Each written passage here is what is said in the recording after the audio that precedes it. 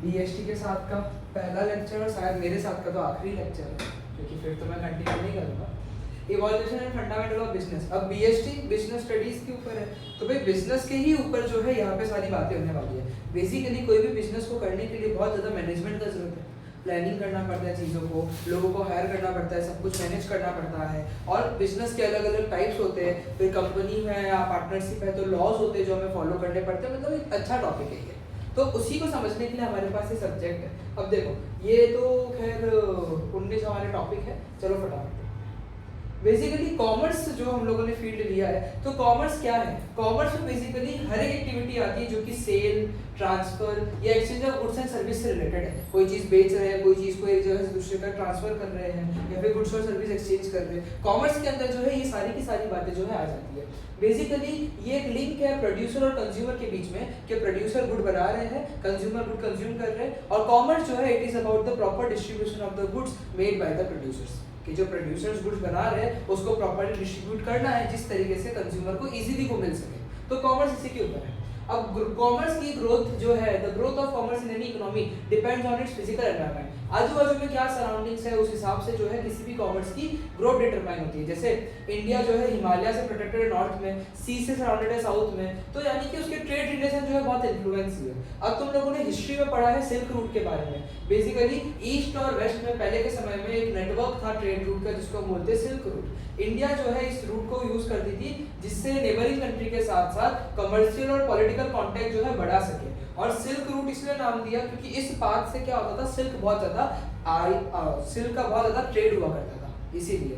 तो silk route जो है ये क्या है, कॉमर्स ही तो है। Exchange of goods and service trade जो है ये कॉमर्स के ही बारे में है। तो हमारी आजू बाजू की फिजिकल सराउंडिंग ही बहुत मैटर करती है। अब इंडिया जो है पेनिनसुला बोलते हैं आई थिंक इसको, क्योंकि 3 जगह से पानी से घिरा हुआ है इसीलिए। तो तीनों जगह से पानी से घिरा हुआ है जिसकी वजह से वाया सी रूट इंडिया के लिए ट्रेड जो है ज्यादा होती है, जबकि चाइना के लिए ऐसा कुछ नहीं होता क्योंकि उनके आजू बाजू में सी नहीं है। तो यानी कि हमारी आजू बाजू की फिजिकल एनवायरनमेंट डिपेंड करती है कि कॉमर्स जो है कितना ग्रो होने वाला है। इंडिया एडवांटेज पे क्योंकि आजू बाजू में पानी है तो वाया वाटर जो है चीजें आजू बाजू में जा सकती है। स्पाइस रूट एक ये मैरीटाइम ट्रेड रूट था जो ईस्ट और वेस्ट को सी से कनेक्ट करता था। स्पाइस रूट इसलिए बोलते थे क्योंकि ट्रेड होता था स्पाइसेस का। Growth of trade centre, wealth that moved along different trade routes helped many kingdom and industrial area to develop. This increase in wealth strengthened both domestic and international trade in ancient India. अब अलग अलग trade route से जो trade होते थे उससे पैसे मिलते थे, पैसे मिल रहे तो वेल्थ जा रही है। अब वेल्थ डेवलप हो रहा है, वेल्थ ज्यादा है तो किंगडम भी डेवलप होंगे, इंडस्ट्रियल एरिया भी डेवलप होंगे, और सिर्फ डोमेस्टिक नहीं इंटरनेशनल लेवल पे भी जो है ये वेल्थ बहुत फायदा कर रही थी। कॉमर्स का इंपॉर्टेंस क्या है भाई, कि ट्रेड और कॉमर्स की वजह से जो इंडिया है ना उसने वर्ल्ड इकोनॉमी में एक इंपॉर्टेंट रोल प्ले किया। इंडिया में भी बहुत सारी चीजें जो बाहर भेजनी है, तो यानी अगर ट्रेड ही नहीं हो पाता, कॉमर्स ही नहीं हो पाता, तो ये सारी चीजें पॉसिबल ही नहीं है। आर्कियोलॉजिकल एविडेंस, मतलब पुराने समय में आर्कियोलॉजिकल एविडेंस क्या है, वो आर्कियोलॉजिकल फाइंडिंग ये बताती है कि ट्रेड और कॉमर्स जो है ये मेन पार्ट थे एंशिएंट इंडियन इकोनॉमी के, और इनको जमीन के साथ साथ पानी से भी किया जाता था। फिर कुछ कमर्शियल सिटीज थी, ये बहुत मस्त है, हड़प्पा, मोहेंजोदारो जो 3rd मिलेनियम बीसी में था, इनके ट्रेड लिंक थे मेसोपोटामिया में, जिससे डील वो gold, silver, copper, gem, pearl, shell, bead, terracotta, pot, ये सब में वो लोग क्या करते थे, डील करते थे। बेसिकली ये क्या है, ये सब बिजनेस ही तो है। ये पुराने जमाने में हिस्ट्री की बात चल रही है यहाँ पे, कि पहले के समय में भी बिजनेस जो है किस तरीके से चलता था, बिजनेस, कॉमर्स, ट्रेड, ये सब किस तरीके से चलते थे, उसके एग्जाम्पल दिए तुम लोगों को। अर्बन पॉलिटिकल डेवलपमेंट, अब ट्रेड एक्टिविटीज हो रही है, टाउन और सिटी ग्रो करेंगे, सेम टाइम पे पॉलिटिकल और मिलिट्री स्टेबिलिटी आएगी। पैसा है तो सब कुछ स्टेबल है, अगर पॉलिटिकली कैसे है, बराबर मैनेज हो रहा है, इंपोर्ट भी करना अगर जरूरत है तो कर रहे हैं, एक्सपोर्ट भी कर रहे हैं, बाहर से भी पैसा आ रहा है, यहाँ के लोग भी यूज कर रहे हैं, पॉलिटिकल स्टेबिलिटी आ रही है, मिलिट्री स्टेबिलिटी आ रही है। इसकी वजह से क्या होगा कि भाई military stability brought many part of India together and allowed ruler to create proper rules for trade. एक तो ट्रेड से स्टेबिलिटी आती है, दूसरी इंडिया इतना ज्यादा ट्रेड क्यों कर पा रहा था, क्योंकि ऑलरेडी भी इंडिया में स्टेबिलिटी काफी ज्यादा थी, कि इंडिया पॉलिटिकली भी स्टेबल था। ऐसा नहीं था कि बहुत फ्रीक्वेंट चेंजेस आ रहे थे, जो रूलर्स थे उसमें चेंजेस तो आ रहे थे, इतने फ्रीक्वेंट नहीं आ रहे थे, लोग रूल करते थे 50, 100, 150 साल, फिर उनमें कोई चेंज आता था। तो और मिलिट्री पावर भी इंडिया के पास जो आर्मी थी वो बहुत स्ट्रांग थी। इन सब की वजह से भी जो है इंडिया का दबदबा था, और ट्रेड जो है इंडिया ने कुछ रूल्स क्रिएट किए थे जो लोगों को फॉलो भी करने पड़ते थे। और कॉइन्स और वेट, अलग अलग रीजन में अलग अलग तरीके के कॉइन, वेट, ये सारी चीजें होती थी मनी के जैसे, तो मनी चेंजेस होते थे और कॉमनली एक्सेप्टेड प्रैक्टिस होते थे जिससे यूनिफॉर्म रहता था। पहले के ज़माने में तो पैसे थे नहीं, तुमको हिस्ट्री आई में तुमने पढ़ी होगी, पत्थर और ऐसे सिक्के और इम्पोर्टेंट वो ज्वेल्स पर्ल ये सब चीज़ों का ट्रेड करते थे वो पैसों के टर्म्स में, तो वो सब भी इंडिया में हुआ करता था। ये हिस्ट्री है, ये है history of commerce and trade in India की, भाई पहले के ज़माने में भी इंडिया में ये सब हुआ करता था। अब हमारे पास है बेसिकली इंडिजीनियस बैंकिंग सिस्टम। देखो पहले तो क्या होता था भाई, शुरुआत में लोग डायरेक्टली गुड्स और सर्विस एक्सचेंज कर लेते थे, जिसको हम बार्टर सिस्टम बोलते थे। पर जैसे जैसे इकोनॉमिक लाइफ प्रोग्रेस होने लगी ना, तो metal began to be used as money, क्योंकि वो ज़्यादा ड्यूरेबल थे और डिविजिबल थे। अब जो मेटल्स होते थे वो लंबे समय तक चलेंगे और इजीली लोगों को दे सकते हैं। अब फॉर एग्जांपल कोई मुझे अगर कोई गेहूं देने आ रहा है, मेरे पास देने के लिए सिर्फ बकरी है, तो मैं कुछ कर पाऊंगा नहीं। मतलब मैं बात कर रहा हूँ लिमिटेशंस ऑफ बार्टर सिस्टम की, जो तुम सबको अच्छे से आई थिंक पता है, ये वालों को भी तेरे को भी। तो यानी कि उस लिमिटेशंस की वजह से हम लोग जो है क्या करने लगे, हम लोग मेटल को यूज करने लगे एज मनी, क्योंकि ड्यूरेबल भी थे और डिविजिबल भी थे। इसकी वजह से ट्रेड और इकोनॉमिक एक्टिविटी जो है बहुत ज़्यादा बढ़ने लगी। तो indigenous banking basically local banking system जो था ना, उन्होंने मेजर रोल प्ले किया पैसा देने में, और किस किस को, in financing domestic and foreign trade using currencies and letter of credit. Letter of credit जैसे वो बिल रिसीवेबल बिल पेबल जैसे, क्या लेटर ऑफ क्रेडिट है कि भाई इसमें लिख दिया इतना हमने सामान दिया है, इतने रुपए का कर्जा देने पे है, अब वो किसी भी तरीके से चुका रहे। क्रेडिट की वजह से जो है ट्रेड ज़्यादा होता है। अगर क्रेडिट फैसिलिटी नहीं है तो सामान में डिमांड नहीं आएगा, ट्रेड बहुत कम रहेगा। जैसे ही ये ईएमआई, लोन्स, जीरो इंटरेस्ट, ये सारी बातें आने लगती है, तो लोग सामान खरीदने का जो है डेयर करते हैं कि हाँ हम ले सकते हैं। अब आज के टाइम में हाउस जो है बिना हाउस लोन के कोई सोचता भी है लेने के लिए नहीं। तो क्रेडिट के सिस्टम से क्या होता है, ट्रेड बहुत ज़्यादा डेवलप हुआ है, क्रेडिट के सिस्टम से ट्रेड बहुत ज़्यादा बेटर हुआ है। फिर रोल ऑफ सेठ, ये सेट हुआ करते थे भाई कि लोग जो है अपने प्रीशियस मेटल जो है मनी लेंडर या सेट के पास रख देते थे, और जो उनको प्रीशियस मेटल रख दिया वो उनको जो है उस टाइम की जो करेंसी, जो मेटल्स हुआ करते थे वो प्रोवाइड कर देते थे, मदद करते थे बेसिकली प्रोडक्शन करने के लिए, ट्रेड करने के लिए। फिर हुंडी एंड चिट्ठी, बेसिकली ये डॉक्यूमेंट होते थे ट्रांजैक्शन के लिए। हुंडी जो है बहुत पॉपुलर इंस्ट्रूमेंट ऑफ एक्सचेंज बन गया था इंडियन सबकॉन्टिनेंट में एक समय में। हुंडी कैसा था, एक अनकंडीशनल रिटर्न ऑर्डर था एक पर्सन का, जो बता रहा है भाई इतना पैसा मुझे उस पर्सन को देना है, और वो गारंटी था payment of money without conditions. जैसे आज के टाइम में अगर मैंने बोला कि भाई मैं तुमको ये पैसा दूंगा, तो कंडीशन आ जाती ना, 1 ही महीने में देना वरना ब्याज लगेगा, 2 महीने लेट के तो इतना इंटरेस्ट लग जाएगा। इसमें कंडीशन नहीं होती थी, होता था कि हाँ पैसा देना है, और एक अच्छी टाइम लिमिट होती थी कि 6 महीने से पहले तो दे ही देना है करके, वो हुंडी में होता था। और उसको जो है ना दूसरों को भी दे सकते थे। जैसे फॉर एग्जाम्पल मैंने तरीके से कोई सामान खरीदा, अब मैंने हुंडी लिख दी उसके नाम पे और उसको मैंने दे दी। अब उसने अगर प्रियासा से कोई सामान खरीदा तो वही कागज जो उसको दे सकती है, अब वो पैसा मेरे से लेगी ऐसा। तो ये इस तरीके का सिस्टम चला करता था उस समय में। देखो दर्शनी हुंडी, मुद्दती मियादी हुंडी, सहजोग हुंडी, नमजोग हुंडी, धनीजोग हुंडी, ये अब ये जो है दर्शनी हुंडी में क्या होता था, तुरंत भरो, इसमें जो है स्पेसिफाइड टाइम रहता था। और सहजोग हुंडी शाह को ही पेएबल होता था, जो रिस्पेक्टेड वेल्दी पर्सन थे ऐसे। और नाम जो हुंडी जो है वो नाम लिख देते थे हम लोग, उसको पेमेंट करेंगे। धनी जो हुंडी में ओनर या होल्डर या बैरन ऑफ हुंडी जिसकी हुंडी है उस हिसाब से। तो यानी कि ये पहले के समय में इस तरीके से मर्चेंट जो है अलग अलग प्रैक्टिस करते थे।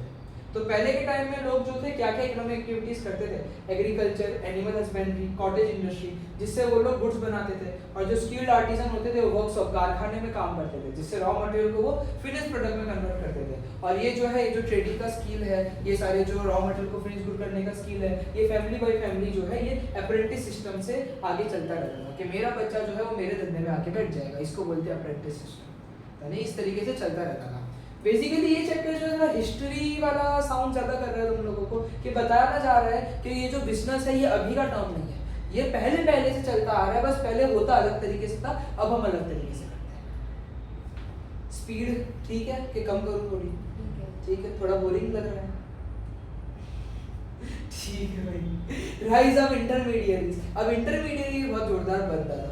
एजेंट बेसिकली प्रोड्यूसर है, जैसे हम लोग अभी नॉर्मल चेंज समझे तो मैन्युफैक्चरर और प्रोड्यूसर वो होलसेलर को देता है, होलसेलर रिटेलर को देता है, फिर रिटेलर क्या करता है कंज्यूमर को देता है। तो मैन्युफैक्चरर और कंज्यूमर के बीच में एजेंट कौन है? जो होलसेलर है, रिटेलर है, एजेंट है। तो ये इंटरमीडियरी की तरह है। कि इंटरमीडिएट ऐसे पर्सन या फर्म होती है जो बायर और सेलर के बीच में लिंक की तरीके से काम करते हैं, जैसे एजेंट भी हो सकते हैं, ब्रोकर्स हो सकते हैं, डिस्ट्रीब्यूटर हो सकते हैं। ये लोग ट्रेड को प्रमोट करते थे और फाइनेंशियल रिस्क को थोड़ा सा कम कर देते थे, जैसे मैन्युफैक्चरर के लिए खास कर कि अगर मैं अभी मैन्युफैक्चरर हूँ, मैंने कोई चीज बनाई, तो तुम सारे अगर होलसेलर हो, मैंने अगर 100 क्वांटिटी बनाई, 25 तुमको चलेगी, है ना। अब समझ लो कि भाई मैंने 200 बनाई, तुमने 25 ले ली, अब मेरे पास 100 का खतरा है, बाकी 100 का खतरा अब किसके हाथ में चला गया? तुम लोग के हाथ में चला गया। अगर अचानक से मेरा प्रोडक्ट बंद हो गया तो मेरा तो सिर्फ 100 का नुकसान हुआ, जबकि मैंने बनाया कितना था?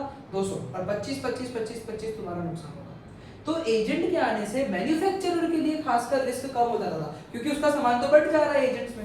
अब आगे एजेंट का काम है उसको बेचना, अब वो बेचे, खुद खाए, क्या करे, उससे मैन्युफैक्चरर को लेना देना नहीं है, ऐसा। तो यानी रिस्क जो है बहुत ज्यादा बढ़ जाता था, स्पेशली फॉरेन ट्रेड के लिए।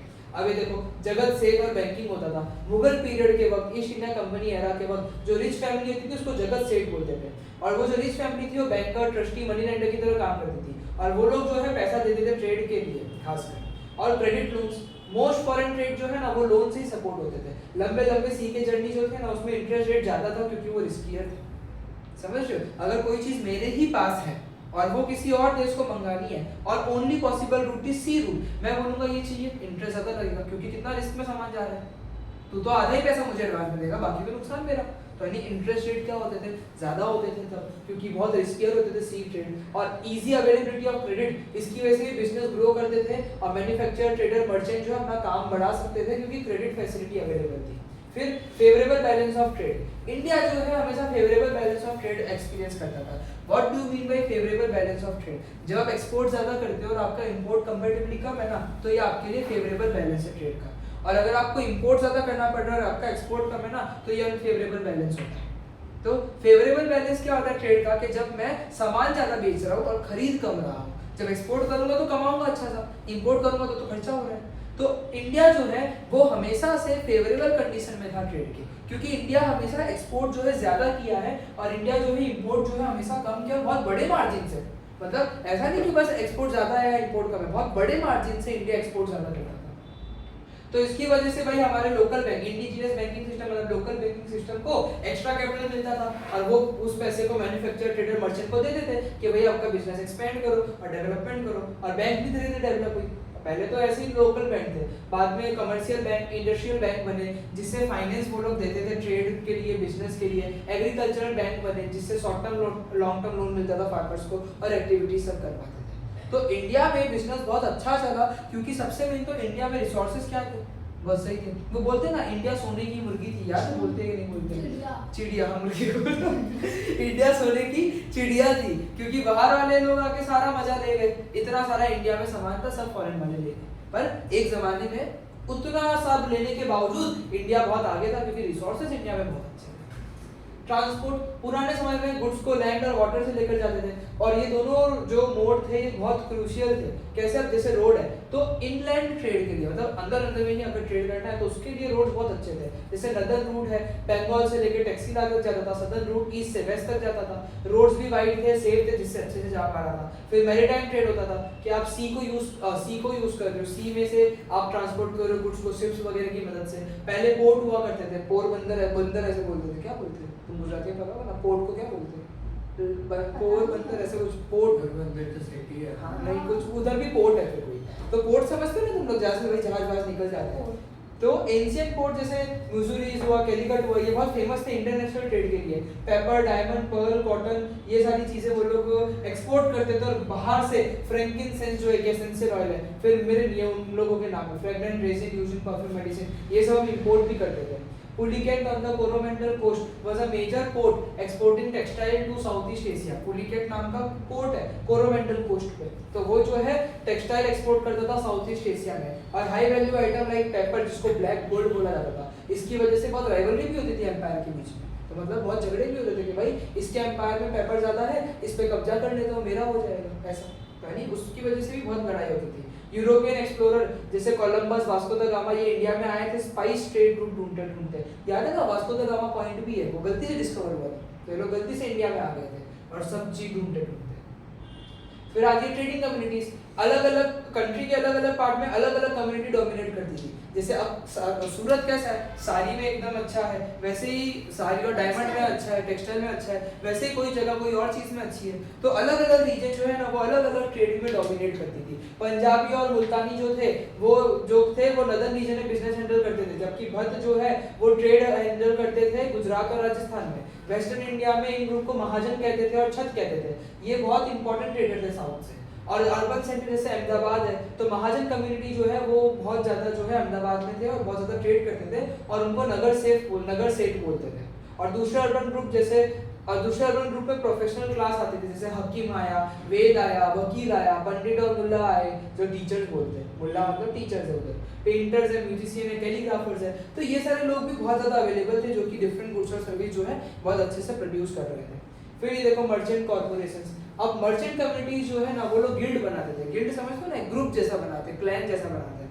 तो गिल्ड मतलब ग्रुप या क्लैन होता है 50 लोग, 100 लोग, 150 लोगों का। तो मर्चेंट कम्युनिटीज जो होते हैं वो ऐसे कॉर्पोरेशंस गिल्ड बनाते थे जिससे ट्रेडर के इंटरेस्ट और ट्रेडर के राइट को वो प्रोटेक्ट करते थे। ये जो गिल्ड थे ये ऑटोनॉमस थे, मतलब खुद के रूल बनाया जाता था। इवन किंग भी उस अथॉरिटी को रिस्पेक्ट करते थे कि जो ये ग्रुप है ना वो जो रूल्स बना रही है, किंग भी उसको रिस्पेक्ट करता था। ऑटोनॉमस यानी जो खुद के रूल्स बनाते हैं खुद से, वो किसी गवर्नमेंट या किसी किंग की बात पे नहीं चलते हैं, ऐसा उसको ऑटोनॉमस बोलते हैं। कि पहले तो किंग का राज होता था तो किंग जैसा बोलेगा वैसा होना चाहिए, पर ये जो गिल्ड होते थे मर्चेंट कम्युनिटीज के, ये ऑटोनॉमस होते थे। जो ये रूल बनाएंगे किंग को भी उनको रिस्पेक्ट करना पड़ता था। फिर टैक्स और रेवेन्यू। अब ट्रेड है, इंडस्ट्री है, वहां पे कमाने का सबसे मेजर तरीका क्या था? टैक्स था। ट्रेडर जो है ऑक्ट्रॉय पे करते थे। ऑक्ट्रॉय एक काइंड ऑफ टैक्स है जो इंपोर्टेड गुड्स है, कस्टम ड्यूटीज पे करते थे, फेरी टैक्सेस पे करते थे वो लोग, पैसेंजर के लिए, गुड्स के लिए, कैटल कार्ड्स के लिए। अगर चीजें इधर उधर जा रही है तो मतलब ट्रांसपोर्टेशन के लिए जो टैक्स था वो फेरी टैक्स था। तो ये सारे टैक्स अलग अलग प्रोडक्ट के हिसाब से अलग अलग हुआ करते थे, लेकिन ये सब हुआ करता था। लेबर टैक्स राइट दिए जाते थे लोकल बॉडीज पे। गिल्ड के जो चीफ है वो नेगोशिएट करते थे और मार्केट के टोल को सेटल करते थे किंग के साथ, और टैक्स कलेक्ट करते थे on the behalf of merchant. King के लोग या कोई भी मर्चेंट के बिहाफ में कोई दूसरे लोग जाके टैक्स कलेक्ट करते थे और उसमें से कुछ हक राजा को भी देते थे, कुछ अपने पास भी रखते थे। यानी ये सारी बातें। सोशल रिलीजियस रूल के जो गिल्ड मर्चेंट है ये लोग कस्टोडियन ऑफ रिलीजियन इंटरेस्ट के तरीके से मदद करते हैं। कस्टोडियन का मतलब होता है एकदम अगर आखिरी मौके पे अगर कुछ भी कहीं से नहीं हो रहा है तो ये लोग जो मर्चेंट थे ये लोग वहां पे मदद करते थे कि एक बार तो किंग ने बोल दिया कि भाई ऐसा ऐसा ऐसा ऐसा है, अगर किसी जनता को किंग का डिसीजन अभी भी समझ नहीं आ रहा है ना तो they are the custodian of religious interest, यानी फिर वो मर्चेंट के ग्रुप के पास जाते थे कि देखो मैं ऐसा हूँ, मेरे यहाँ से ऐसा हो रहा है वैसा हो रहा है। और ये लोग जो है मर्चेंट ही जो है ये लोग बिल्डिंग बनाते थे, टेंपल बनाते थे, डोनेशन करते थे, टैक्स वगैरह जो है लेकर मेंबर से डोनेशन करते थे। तो कमर्शियल एक्टिविटीज इतनी सारी होती थी, उसके वजह से बिग मर्चेंट को जो है पावर भी मिली सोसाइटी में और किंग को भी उनके डिसीजन को रिस्पेक्ट करना पड़ता था। तो तुम सोच पा रहे हो कितनी ज्यादा पावर इसको मिली कि किंग भी जो है इनके डिसीजन में कुछ बोल नहीं सकता है। ये लोग टैक्स भी लेते, टैक्स पे करते थे एक्चुअली, जो वहाँ पे मेन तो इनकम जो था वो टैक्स के फॉर्म में था। और ये कस्टोडियन थे, मतलब एकदम लास्ट में अगर किंग ने भी माना नहीं कोई बात को तो लोग मर्चेंट के पास आते थे सोशल रिलीजियस चीजों को लेकर। तो मर्चेंट्स का बहुत ज्यादा अच्छा रोल था। फिर एक टाइप ऑफ टैक्स है, ऑक्ट्रॉय जो है वो टैक्स है जो इंपोर्टेड गुड पे लगता है।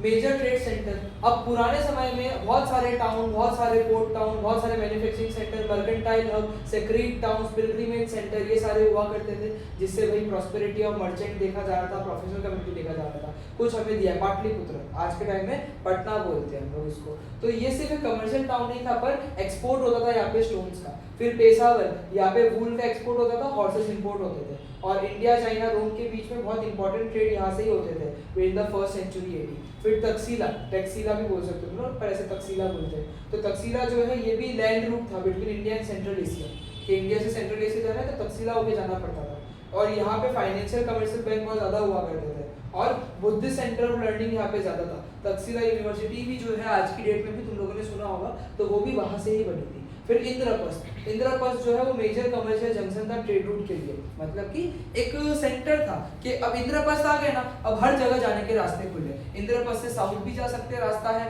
नॉर्थ भी जा सकते हैं, ईस्ट भी जा सकते हैं, वेस्ट भी जा सकते हैं। इंद्रप्रस्थ जो था वो ऐसा जंक्शन था कि वहां से सारे ट्रेड रूट के रास्ते खुले थे। Mathura, it was an emporium of trade and people have here survived on commerce. Many routes from South India touch Mathura and Bharuch, है ना, कि भाई ये तो एम्पोरियम ऑफ ट्रेड था, सबसे मेन जगह ऐसी थी कि भाई पीपल यहाँ पे ट्रेड पे ही जिंदा रहते थे, कि अगर ट्रेड कभी बंद हुआ तो मथुरा के लोग ही मर जाएंगे, क्योंकि उसके ट्रेड के अलावा आपको कुछ चलता ही नहीं था। और साउथ इंडिया से जो है मथुरा में बहुत सारे रूट आते थे, भरूच में भी बहुत सारे रूट आते थे। फिर वाराणसी टेक्सटाइल इंडस्ट्री के लिए जाना जाता है, गोल्ड सिल्क के लिए जाना जाता है, सैंडलवुड बनाने के लिए जाना जाता है। तो ये जो है तकसीला और भरूच से भी कनेक्टेड था ट्रेड के लिए। और ये Mithila, it was engage in maritime trade with south China, है ना, जब पानी से ट्रेड करते थे south China, south east Asia के साथ। और ये जो है ट्रेडिंग कॉलोनीज बनाने के लिए बहुत ज़्यादा फेमस थे, यानी कि एक पूरा रास्ता, एक पूरा सेटअप, एक पूरा कैसे बोलो बिजनेस टाइप एक पूरा फिक्स कर देते थे ये लोग, कि हर जगह पे इन लोगों का जो है मिथिला लोगों का हुआ करता था ट्रेडिंग के लिए, ऐसा। शायद ये चैप्टर में बहुत सारे ऐसे मूवमेंट है। क्या बात कर रहा है यार, हाँ, तुम्हारे स्कूल में तो पता ही नहीं तुमको, मत बोलना यार, बहुत सारा पढ़ाया है। इसमें भी इतना वो दिया है, दिखाओ यार, संदीप दे दिखाओ, जो भी संतोष दे, ठीक है। हमारा बाद में है हिस्ट्री ऑफ ट्रेड कॉमर्स, हमारा बाद में है, एंड में है history of trade and commerce, बाद में है। सब कुछ है। अरे नहीं कुछ तो मूवमेंट बाहर लास्ट में दिया है, इसमें सारे नाम है, देखो यही तो हम कर रहे थे, मिथिला दिया उनकी स्कूल में हुआ होगा, बुक में तो है, उनकी स्कूल में कर दिया है ऐसा। पढ़ा दो, कितना ही है, कर ही लेते, चलो 5-10 मिनट का और काम है। फिर उज्जैन था, ये ग्रोथ, एगेट, कार्नेलियम, जो भी मुस्लिम है, सूरत है भाई, ये ट्रेड हब था, ये मुगल पीरियड के वक्त में बहुत वैसा था, ये एकदम वैसा ही है। फिर मेजर एक्सपोर्ट इंपोर्ट क्या क्या चीजों के होते थे वो है। और पोजीशन ऑफ इंडिया सब continent in the world economy, first और 7th सेंचुरी में इंडिया जो था लार्जेस्ट इकोनॉमी था, 1/3 से 1/4 वर्ल्ड का वेल्थ इंडिया कंट्रोल करता था। ये सब पूछते हैं दूसरे तो ये जान ही दो, ठीक है, समझ लिया तुमने अल्टीमेटली, अब आए तो ठीक, नहीं आए तो भी ठीक। इंट्रोडक्शन ह्यूमन एक्टिविटीज, अब देखो काम करना ही ह्यूमन लाइफ का सबसे जरूरी पार्ट है, काम से हमारे वांट सेटिस्फाई होंगे, साइंस बढ़ रहा है, नॉलेज बढ़ रहा है, तो यानी कि जो ह्यूमन वांट है वो भी काफी ज्यादा बढ़ रही है। तो जो एक्टिविटी हम करते हैं जिससे हमारे वांट्स को हम सेटिस्फाई कर सके, उसी को ह्यूमन एक्टिविटी बोलती है। अब हम ह्यूमन एक्टिविटी करते हैं पैसा कमाने के लिए, कुछ करते हैं पर्सनल सेटिस्फेक्शन के लिए। तो दो तरीके की ह्यूमन एक्टिविटी है, इकोनॉमिक एक्टिविटी और non economic activity. Economic activity जिससे हम लोग पैसा कमाते हैं, तुमको पता है, worker working in a factory, shopkeeper selling goods in a shop, doctor attending patient to his clinic, ये सारी एक्टिविटीज से हम लोग को पैसा कमाना है। बेसिकली एक्टिविटीज प्रोडक्शन से कंसर्न रहती है और exchange and consumption of goods and service से कंसर्न रहती है, जो फ्री के लिए अवेलेबल नहीं है। नॉन इकोनॉमिक एक्टिविटी में हम लोग जो है हमारे सोशल, साइकोलॉजिकल, इमोशनल नीड को सेटिस्फाई करने का काम करते हैं, पैसा कमाने का एम यहाँ पे है नहीं। ये सारी बातें तुमको इकोनॉमिक्स में भी पता है, ये डिफरेंस बिटवीन है जो तुमको आता है। इकोनॉमिक एक्टिविटी 3 तरीके की होती है, अब proper BST, this is real BST, कि अब 3 तरीके की इकोनॉमिक एक्टिविटी होती है। सबसे पहली बिजनेस, दूसरी प्रोफेशन और तीसरा एम्प्लॉयमेंट। बिजनेस होता है, प्रोफेशन होता है, एम्प्लॉयमेंट होता है। बिजनेस में क्या होता है, गुड्स और सर्विस प्रोवाइड करते हैं प्रॉफिट्स कमाने के लिए। प्रोफेशन में क्या करते हैं, सर्विस देते हैं फीस कमाने के लिए। जैसे हम लोग जब भी तुमसे पैसे मांगते हैं तो हम बोलते हैं फीस, हमें नहीं बोलते सैलरी दो, ये तो नहीं बोलते, फीस बोलते हैं। तो प्रोफेशन जो होते हैं ना, उसमें सर्विस प्रोवाइड करते हैं, डॉक्टर की फी होती है। तो प्रोफेशन में क्या होता है, सर्विस देते हैं और जिससे फी लेनी है हमको लोगों को। और एम्प्लॉयमेंट में हम काम करते हैं जिससे हमें क्या मिलता है, सैलरी मिलता है। तो ये कहानी है। तो बिजनेस यानी ऐसी एक्टिविटी जिसमें production, purchase and sale of goods है, सप्लाई हो रही है कुछ चीजों का, और मेन ऑब्जेक्टिव क्या होता है, प्रॉफिट कमाना, है ना। पीपल जो बिजनेस में रहते हैं ना, उनका मेन एम होता है प्रॉफिट कमाना। फार्मिंग, मैन्युफैक्चरिंग, फिशिंग, ये बिजनेस है। सब ट्रेड, कॉमर्स, दूसरी सारी एडिशनल, ऑक्सिलरी मतलब और additional activities, transport, banking, insurance, ये सब की सब चीजें बिजनेस से कनेक्टेड होती है। अब अगर मैंने फॉर एग्जांपल कुछ मैन्युफैक्चर कर रहा हूँ, मुझे ट्रांसपोर्टेशन का भी सिस्टम देखना पड़ेगा, मेरे को फंड्स के लिए बैंकिंग का भी मदद चाहिए, मेरे को गुड सेफ्टी के लिए इंश्योरेंस भी चाहिए। ये सारे की सारी चीजें बिजनेस से कनेक्टेड होते हैं। प्रोफेशन में क्या होता है, प्रोफेशन में ऐसी एक्टिविटी होती है जिसमें स्पेशल नॉलेज और स्किल चाहिए। अब जैसे अगर हम लोग जो है मैथ्स करवा रहे, कुछ भी पढ़ा रहे, तो नॉलेज चाहिए, स्किल चाहिए, उसके बिना नहीं हो सकता। तो स्पेशल नॉलेज चाहिए, स्किल चाहिए, जो कि कोई इंडिविजुअल यूज करता है अपने ऑक्यूपेशन में फीस कमाने के लिए। और जो लोग प्रोफेशन में रहते हैं उसको प्रोफेशनल कहते हैं। डॉक्टर, लॉयर, चार्टर्ड अकाउंटेंट, ये। और हर प्रोफेशन में कोई सेट ऑफ नॉलेज होता है जो हमें लर्न करना पड़ता है, और एंट्री तभी अलाउ होती है जब हम उसकी प्रॉपर एजुकेशन ले लें, हम उस चीज़ की प्रॉपर ट्रेनिंग ले लें। प्रोफेशनल्स जो होते हैं वो एसोसिएशन ज्वाइन करते हैं और सारे जो रूल्स वगैरह होते हैं उसमें पता चल जाते हैं हम लोगों को। और प्रोफेशनल का काम होता है कि भाई क्लाइंट को जो है सिंसियरिटी सर्व करो, एडवाइस करो, गाइड करो, प्रॉपर करो। और उनकी जो इनकम होती है वो किस फॉर्म में होती है? फीस के फॉर्म में होती है। फिर एम्प्लॉयमेंट जो होता है वो होता है ऑक्यूपेशन, मतलब ऐसा ऑक्यूपेशन जिसमें लोग काम करते हैं दूसरों के लिए और बदले में उनको सैलरी या वेज मिलता है ना। बिजनेस में दूसरों के लिए काम नहीं कर रहा था, प्रोफेशन में दूसरों के लिए काम नहीं कर रहा था। एम्प्लॉयमेंट में लोग दूसरे लोगों के लिए काम करते हैं जिसके बदले में उन लोगों को रेम्यूनरेशन मिलेगा। रेम्यूनरेशन मतलब सैलरी मिलेगी, वेजेस मिलेगी, ऐसा। और जो लोग दूसरों के लिए काम करते हुए एम्प्लॉइज होते हैं, और जैसे मैनेजर है, क्लर्क, असिस्टेंट है, और जो उनको हायर करता है वो कौन होता है? एम्प्लॉयर होता है। जैसे अगर हम लोग यहाँ पे टीचर्स हायर कर रहे हैं तो जो टीचर्स हायर है वो एम्प्लॉय कहलाएंगे, एक अगर एज नॉर्मली समझे तो। और हम लोग क्या कहलाएंगे? एम्प्लॉयर कहलाएंगे। तो ये कॉन्ट्रैक्ट पे होता है, आइदर रिटर्न हो आइदर ओरल हो, जहाँ पे टर्म्स कंडीशन बराबर बता देंगे। और एम्प्लॉइज को वैसे ही वर्क करना पड़ेगा जैसे एम्प्लॉयर बोलेगा। जो एम्प्लॉयर रूल फॉलो करता है वही उनको करना पड़ेगा। और एम्प्लॉयर की जरूरत के हिसाब से एम्प्लॉय की नेसेसरी क्वालिफिकेशन और ट्रेनिंग होनी चाहिए। और एम्प्लॉयमेंट जो होता है ना, एम्प्लॉयमेंट में कोई पर्सनल इन्वेस्टमेंट नहीं करना पड़ता है और रिस्क बहुत कम है और रेम्यूनरेशन मिलता ही है सर्विस के लिए। तो ये इसका पूरा डिफरेंस बिटवीन है। थोड़ा बहुत याद हो लो, ये तो थोड़ा बहुत याद हो जाता है कि भाई बिजनेस जो है वो कैसे चालू होता है? एंटरप्रेन्योर के डिसीजन पे और अदर लीगल फॉर्मेलिटीज पे। प्रोफेशन जो होता है वो प्रोफेशनल बॉडी का सर्टिफिकेट मिल जाता है। अब मैं चार्टर्ड अकाउंटेंट हूँ तो सीए का मेरे को आईसीएआई का क्या चाहिए? सर्टिफिकेट चाहिए। अब मैं डॉक्टर हूँ तो मेरा NEET UG, NEET PG, MBA ये सब होना चाहिए। अब अगर मैं टीचर हूँ तो मेरे पास बीएड का प्रोफेशन का वो होना चाहिए। तो ये सारी की सारी सर्टिफिकेट जो है अगर आपको ये मिल जाती है तो आप प्रोफेशन में एंटर कर सकते हैं।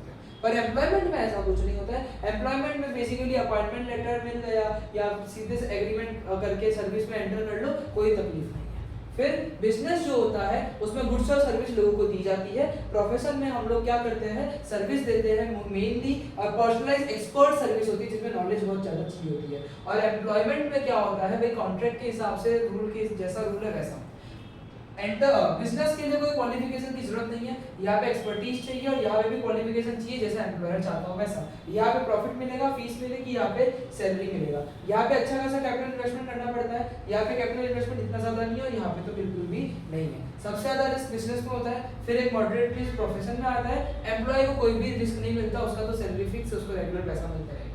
यहाँ पे transfer of interest with some formalities basically, यानी कि मैं अगर बिजनेस कर रहा हूँ तो मैं मेरे बिजनेस का कुछ हिस्सा जो है कर सकता हूँ किसी को ट्रांसफर। पर मैं प्रोफेशन कर रहा हूँ, मैं बोल रहा हूँ कि चलो आज मैं नहीं पढ़ाऊंगा, मेरा दूसरा भाई आके पढ़ा देगा, अगर उसको इतनी नॉलेज ही नहीं है तो चलेगा क्या? नहीं। तो बिजनेस तो फिर भी ट्रांसफर हो सकता है भाई, अभी किसी को, लेकिन प्रोफेशन और एम्प्लॉयमेंट नहीं हो सकता। कि तुम बोलोगे, अगर तुम लोग कहीं पे काम करो, बोलोगे आज मैं नहीं आऊंगा, मेरी मम्मी आगे कर देगी, तो ऐसे होगा? नहीं होगा ऐसा। फिर यहाँ पे कोई कोड ऑफ कंडक्ट मतलब रूल्स एंड रेगुलेशन, तो कोई स्पेसिफिक कोड ऑफ कंडक्ट नहीं है। यहाँ पे जो professional code of conduct rules होते हैं वो फॉलो करने पड़ते हैं और इनको एम्प्लॉयर की बात मान के जो एम्प्लॉयर रूल्स बोलेगा वो फॉलो करना पड़ता है। बेसिक मोटिव बिजनेस का प्रॉफिट कमाना होता है। प्रोफेशन का बेसिक मोटिव जो है सर्विस देके जो है फी कमाना है in the form of income, और यहाँ पे लिवलीहुड के लिए भाई सैलरी के फॉर्म में पैसे चाहिए। बिजनेस की एग्जांपल शॉप फैक्ट्री, और प्रोफेशन के example legal, medical profession, chartered accountancy, और वहाँ पे जॉब है इंश्योरेंस कंपनी में, बैंक में, गवर्नमेंट डिपार्टमेंट में वगैरह वगैरह। तो बिजनेस क्या है? बिजनेस मतलब देखो बिजीनेस मतलब state of being busy. Basically एक पर्सन जो है वो गेम्स खेलने में बिजी हो सकता है, टीवी खेलने में बिजी हो सकता है, उस केस में कोई बिजनेस नहीं कर रहा क्योंकि इकोनॉमिक एलिमेंट नहीं है। तो बिजनेस का मतलब है कि आप स्टेट ऑफ बीइंग बिजी, मतलब कि बिजनेस का मतलब है आप बिजी हो पर कोई इकोनॉमिक एक्टिविटीज में जो है आप बिजी हो। तो बिजनेस को हम ऐसे डिफाइन कर सकते हैं कि भाई हम कोई भी काम कर रहे हैं टुवर्ड प्रोड्यूसिंग और acquiring wealth through buying of goods and service, कि मैं वेल्थ कमाना चाह रहा हूँ, वेल्थ बना रहा हूँ गुड्स और सर्विस को बेचकर, तो उसको क्या बोलते हैं? बिजनेस बोलते हैं। तो एक अच्छा डेफिनेशन ये है बिजनेस का कि बिजनेस का मतलब होता है ऐसी इकोनॉमिक एक्टिविटीज जो कि production, purchase, sale, supply of service इन सब से जुड़ी हुई है। और मेन एम बिजनेस का क्या है? प्रॉफिट कमाना। जो भी लोग बिजनेस में एंगेज है उनको प्रॉफिट कमाना है। तो बेसिकली बिजनेस में ये सारी की सारी चीजें आती है कि हमें सामान बनाना है, सामान को एक्सचेंज करना है, वेल्थ कमानी है, सर्विस देना है, प्रॉफिट कमाना है, बात खत्म हो गई बिजनेस की। तो क्या कैरेक्टरिस्टिक्स है बिजनेस की? Economic activity. बिजनेस एक इकोनॉमिक एक्टिविटी है जिससे हमें क्या चाहिए? इसका एम है कि हमें पैसा कमाना है, और ये कोई लव, अफेक्शन या साइकोलॉजिकल रीजन से हम नहीं करते हैं। दूसरा बिजनेस का कैरेक्टरिस्टिक्स है कि बिजनेस कर रहे हो तो ये चीजें फॉलो होने ही वाली है। दूसरा कैरेक्टरिस्टिक क्या है कि आप गुड्स और सर्विस का प्रोडक्शन कर रहे हो। बिजनेस जो है वो बनता है किसी भी कंज्यूमर के वांट को सेटिस्फाई करने के लिए। तो बिजनेस जो है या तो खुद से गुड्स या सर्विस बनाए या किसी और से लेके वापस बेचे, पर उनको गुड्स और सर्विस तो बेचना ही पड़ेगा। तो गुड्स जो है वो कंज्यूमर गुड्स भी हो सकते हैं, कैपिटल गुड्स भी हो सकते हैं। ये तुमको मैंने बताया था। कंज्यूमर गुड्स जो होते हैं ऐसे गुड्स होते हैं जो डायरेक्टली लोग क्या करते हैं, कंज्यूम कर लेते हैं। जैसे शुगर है, पेन है, वाटर है, मिल्क है, अगर ये मैं कंज्यूम कर रहा हूँ, सीधे यूज कर रहा हूँ, तो it is consumer good. Capital good यानी कि जो इन्वेस्टमेंट के तरीके से होता है, मशीनरी, फर्नीचर, ऐसा। और सर्विस भी हो सकती है कि आप क्या कर रहे हो, ट्रांसपोर्टेशन, बैंकिंग, इलेक्ट्रिसिटी, ऐसी कोई सर्विस प्रोवाइड कर रहे हो, है ना। एक सर्विस के लिए मेरे पास एक वो निमोनिक था, बिटवा करके, बिटवा, BITWA। मेन सर्विस कौन सी होती है? B से बैंकिंग, I से इंश्योरेंस, T से ट्रांसपोर्टेशन, W से वेयर हाउसिंग, A से एडवर्टाइजिंग। तो कोई भी बड़े बिजनेस में बिटवा चाहिए होता है, मतलब बैंकिंग चाहिए, इंश्योरेंस भी चाहिए, फिर ट्रांसपोर्टेशन भी चाहिए, वेयर हाउसिंग भी चाहिए, सामान का रखेगा जो बनाया है, और एडवर्टाइजिंग भी चाहिए। तो ये मेजर ऐसे सर्विस होती है। तो ये सारी चीजें इसके अंदर आती है। फिर आपने गुड्स तो बना लिया, अब आपको गुड्स को बेचना भी है, एक्सचेंज भी करना है। तो सारे के सारे बिजनेस एक्टिविटी डायरेक्टली हो या इनडायरेक्टली हो, गुड्स तो बेचता ही बेचता है, सामान तो एक्सचेंज करता ही करता है। प्रोडक्शन अगर आप कर रहे हो पर्सनल कंजम्पशन के लिए तो उसको बिजनेस नहीं बोल सकते। मैंने सामान बनाया, खुद ही यूज कर रहा हूँ, तो कोई बिजनेस नहीं है, क्योंकि वहां पे कोई भी सेल नहीं हो रहा है, कोई भी ट्रांसफर ऑफ वैल्यू नहीं हो रहा है। कि मैं मेरे घर पे किसी बच्चे को पढ़ा रहा हूँ तो बिजनेस नहीं है, पर ट्यूशन दे रहा हूँ स्टूडेंट को और उनसे फीस ले रहा हूँ, तो वो क्या है? बिजनेस है। फिर यहाँ पे गुड्स और सर्विस पे रेगुलर बेसिस पे डील किया जाता है। मतलब बिजनेस में क्या होता है, गुड्स और सर्विस बार बार रेगुलर बेसिस पे ट्रांजैक्शन देखने मिलते हैं। एक सिंगल ट्रांजैक्शन के लिए बिजनेस नहीं बने। पर्सन अगर मोबाइल बेच दिया और प्रॉफिट कमाया तो वो मेरा बिजनेस नहीं है, वो सिंगल ट्रांजैक्शन है। कंटिन्यूअस बेसिस पे काम होना चाहिए। बोल सकते हो ना कि सर मैंने मोबाइल लिया और बेच दिया, प्रॉफिट कमाया, एक ही बार किया, तो बिजनेस नहीं है।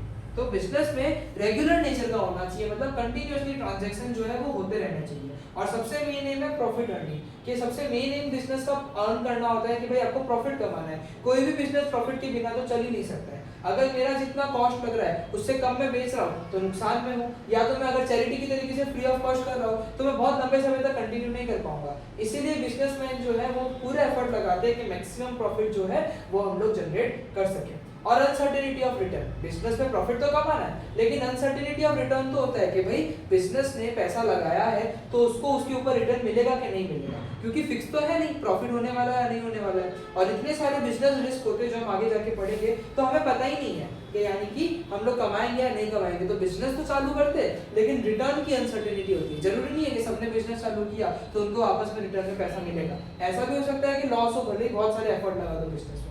क्यों? क्योंकि एलिमेंट ऑफ रिस्क है साथ वाला इंटरेस्ट। कि कोई भी बिजनेस आप चालू करते हो साथ साथ में रिस्क भी आपका चालू हो जाता है, क्योंकि आपको लॉस कभी भी हो सकता है, कुछ भी चेंज हो सकता है। कंज्यूमर का टेस्ट चेंज हो सकता है, फैशन चेंज हो सकता है, प्रोडक्शन की मेथड चेंज हो सकती है, स्ट्राइक हो सकती है, कंपटीशन बढ़ सकता है, आग लग सकता है, चोरी हो सकता है, कुछ भी हो सकता है। तो ये सारी चीजें क्या होती है? बिजनेस रिस्क होती है, यानी कि इसके से रिस्क होता है। कोई भी बिजनेस हो उसमें कुछ ना कुछ रिस्क तो रहता ही है, बिना रिस्क के तो कोई बिजनेस ही नहीं हो सकता। ये 7 कैरेक्टरिस्टिक्स है, ये बहुत इंपॉर्टेंट है। एक बिजनेस एम्प्लॉयमेंट प्रोफेशन का डिफरेंस बिटवीन ये कैरेक्टरिस्टिक्स, ये बहुत इंपॉर्टेंट है। आगे एक बिजनेस रिस्क देखेंगे वो भी इंपॉर्टेंट है। ये भी सारी चीजें ठीक है, लेकिन वो जो मैंने 3 टॉपिक बताए वो बहुत इंपॉर्टेंट है एग्जाम में। तो अगर पॉइंटर्स याद करें तो मोर देन इनफ है। एक तरीके से है, कंटेंट याद नहीं पता है फिर भी लिख दोगे तो पॉइंटर्स ही सबसे मेन है। पॉइंटर्स अगर स्ट्रांग है ना तो कितने चैप्टर्स तो तुम्हारा अंदर का कोई रीड ही नहीं करेगा। मेन हेडिंग बस याद करना है, वो प्रॉपर होना चाहिए। अब देखो ऑब्जेक्टिव ऑफ बिजनेस, अब देखो हर बिजनेस का ऐसा, कोई भी बिजनेस बनाया तो कुछ ऑब्जेक्टिव से बनाया। अब हम लोगों ने बिजनेस स्टार्ट किया, हमारा ऑब्जेक्टिव क्या है कि एजुकेशन प्रोवाइड करें।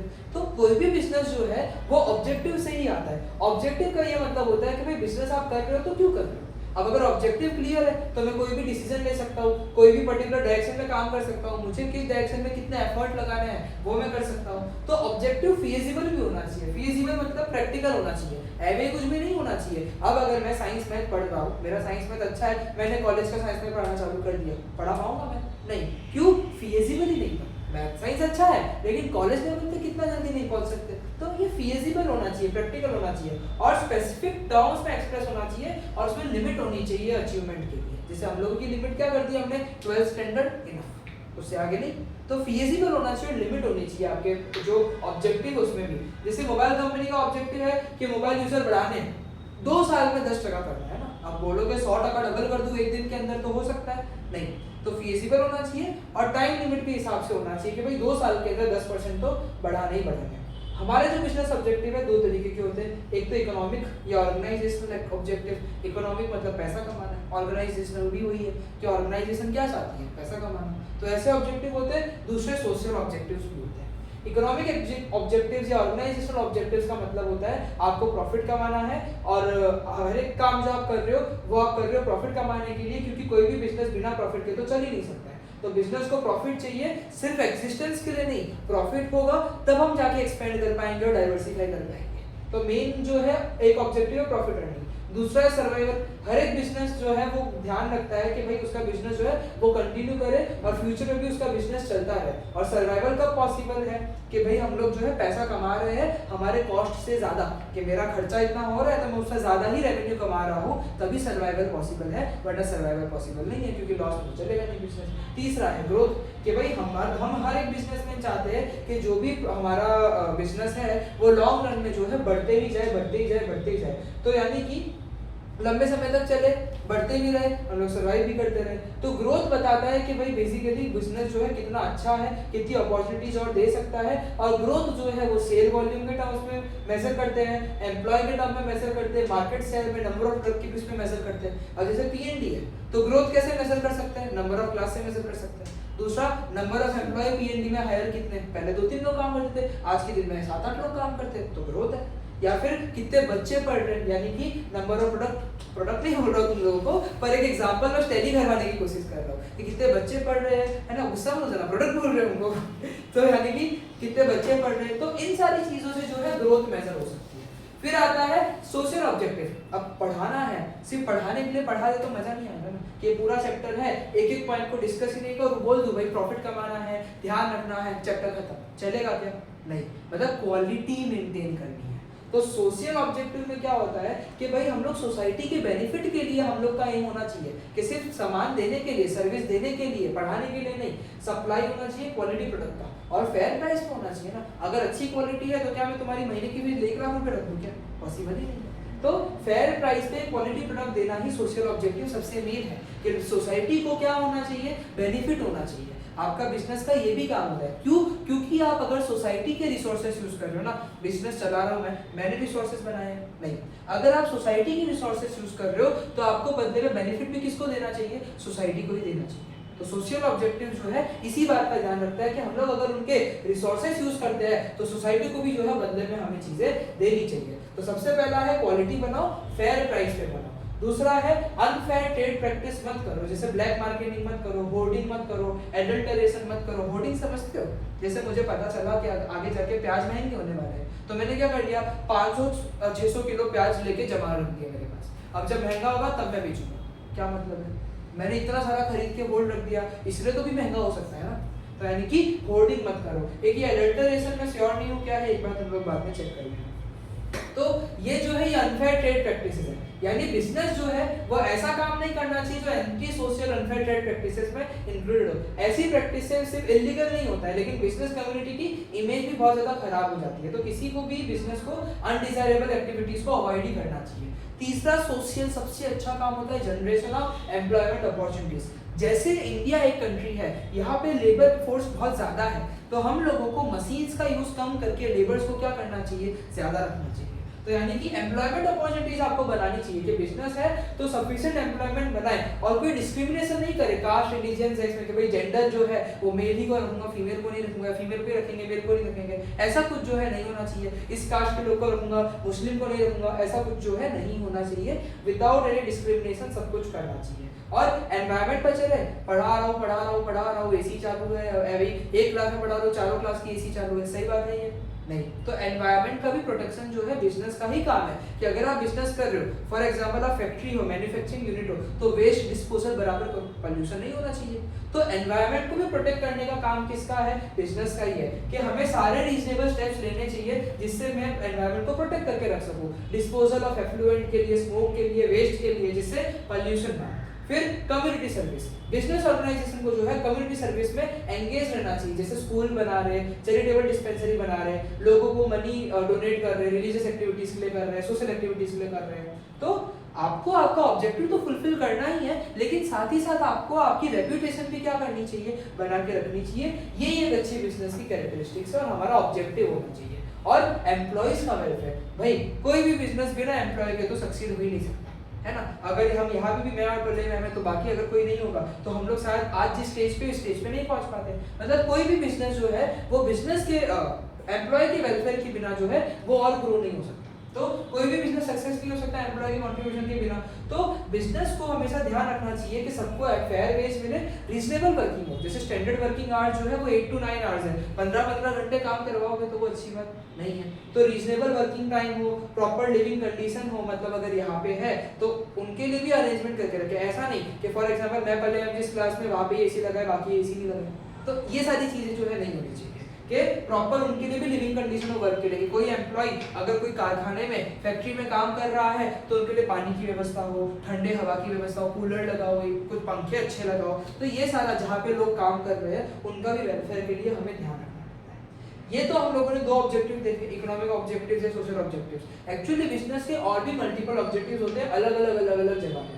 बेसिकली पीटर एफ ड्रकर के हिसाब से 8 की एरिया है जहाँ पे बिजनेस का ऑब्जेक्टिव होना चाहिए। सबसे पहला मार्केट स्टैंडिंग, कि मार्केट स्टैंडिंग का मतलब है कि हमारा बिजनेस जो है वो मार्केट में अमंग वेरियस कॉम्पिटिटर किस पोजीशन पे स्टैंड कर रहा है। जैसे एयरटेल का position with respect to Vodafone, तो कोई भी बिजनेस एंटरप्राइज जो है ना उसको अपनी मार्केट स्टैंडिंग पे बहुत ध्यान रखना चाहिए कि अमंग वेरियस कॉम्पिटिटर हमारा जो बिजनेस है वो अच्छे पोजीशन पे स्टैंड करे। और वो कैसे होगा, जब हम अच्छी क्वालिटी का प्रोडक्ट देंगे, रीजनेबल प्राइस पे देंगे, कॉम्पिटिटर से बेटर काम करेंगे, तभी जो है हम लोग जो है अच्छे पोजीशन में आ सकते हैं। तो बिजनेस का ये भी एक ऑब्जेक्टिव होना चाहिए।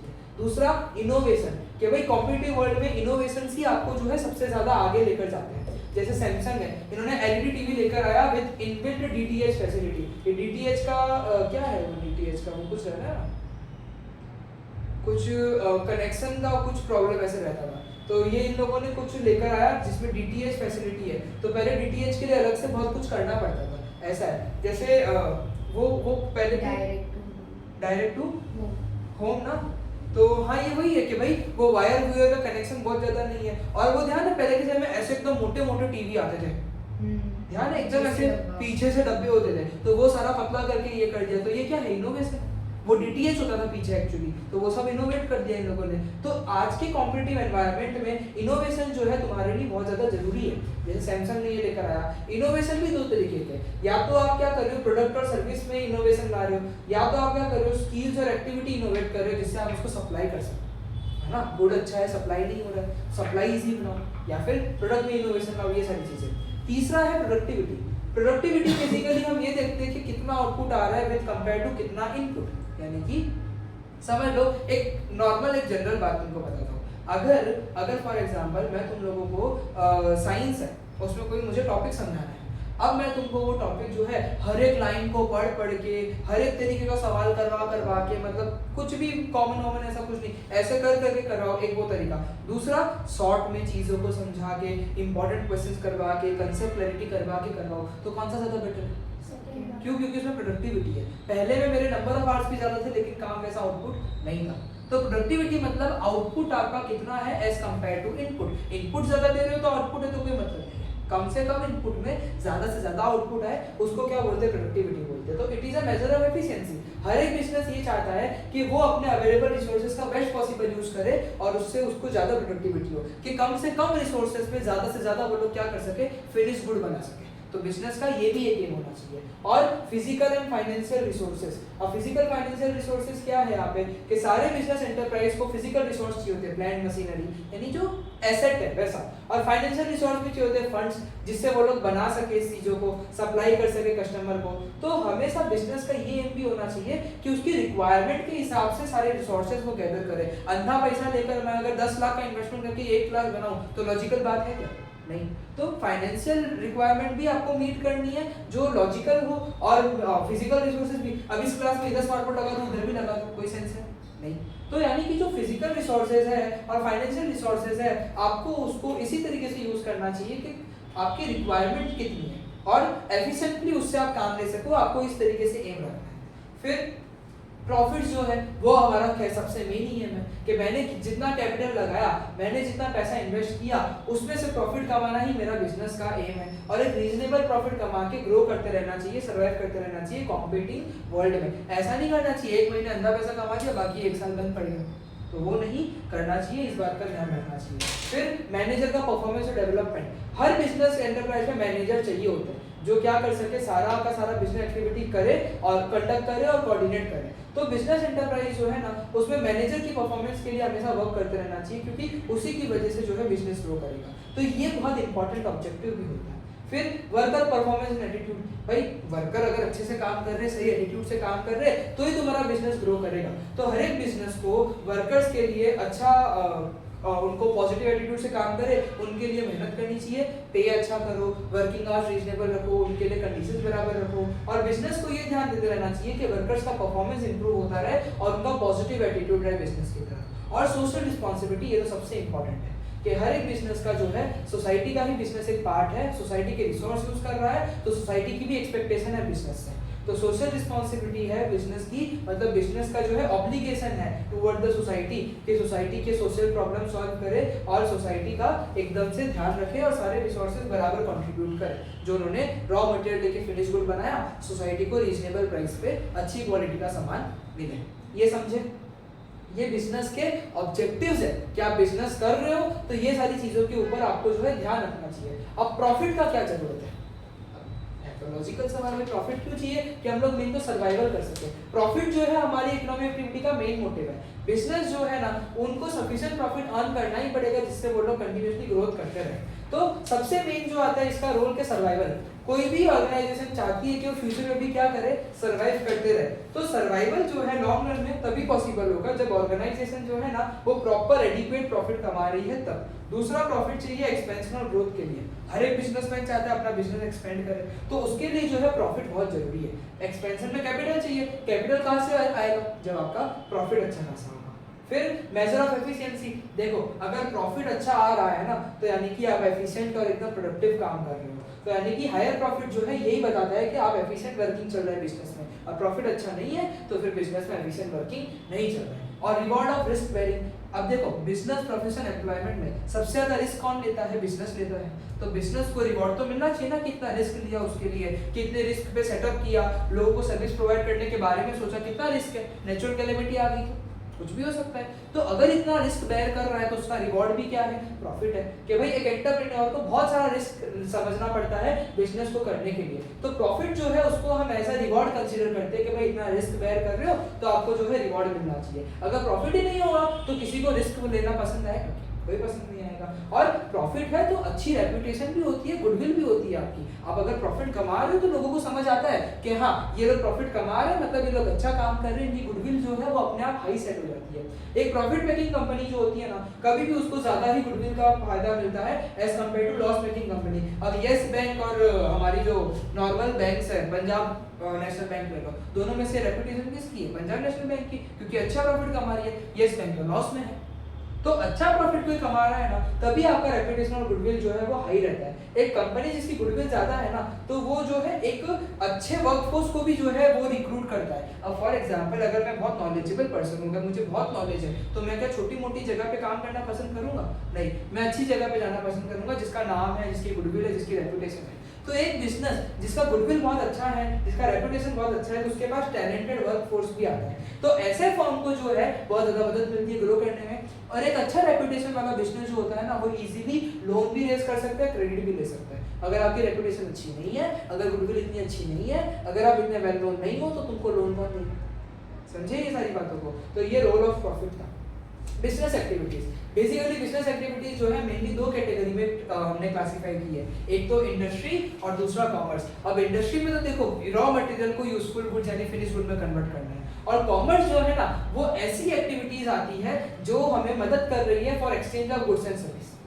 गुड्स को रॉ मटेरियल से, थोड़ा समझना ये इंपॉर्टेंट है, रॉ मटेरियल से यूजफुल गुड्स फिनिश गुड्स में आप कन्वर्जन कर रहे हो, तो वो क्या है? इंडस्ट्री है। लेकिन कॉमर्स के अंदर क्या आता है? हर वो चीज जो exchange of goods and service में आपको मदद कर रही है। बेसिकली बिटवा जो मैंने बोला था ना, वो सब कॉमर्स के अंदर आ रहा है कि हर वो चीज जो आपको मदद कर रही है जिससे आप easily exchange of goods and service कर सको। तो बिजनेस जो है कुछ नहीं है, इंडस्ट्री प्लस कॉमर्स है। अब इंडस्ट्री 3 तरीके की है भाई, primary industry, secondary industry, tertiary industry. Commerce 2 तरीके के हैं, ट्रेड और auxiliary to trade. Auxiliary to trade में पूरा बिटवा है, देखो ये ऑक्सिलरी टू ट्रेड में BITWA पूरा बिटवा जो है एग्जैक्ट वहां पे छप जाता है। और ट्रेड में इंटरनल ट्रेड, एक्सटर्नल ट्रेड है। पहले ये डायग्राम से समझा देता हूँ। प्राइमरी इंडस्ट्री तो तुमको पता ही है ना, ये फिशिंग और यानी एक्सट्रैक्शन होता है रिसोर्सेज का, फिशिंग वगैरह करके, माइनिंग करके रिसोर्सेज निकालना, ये किसके अंदर आता है? प्राइमरी एक्टिविटीज के अंदर आता है। सेकेंडरी एक्टिविटीज होती है मैन्युफैक्चरिंग, कंस्ट्रक्शन के लिए काम में आती है कि भाई जो अब रॉ मटेरियल निकाले उन्होंने, एक्सट्रैक्शन किया रॉ मटेरियल का,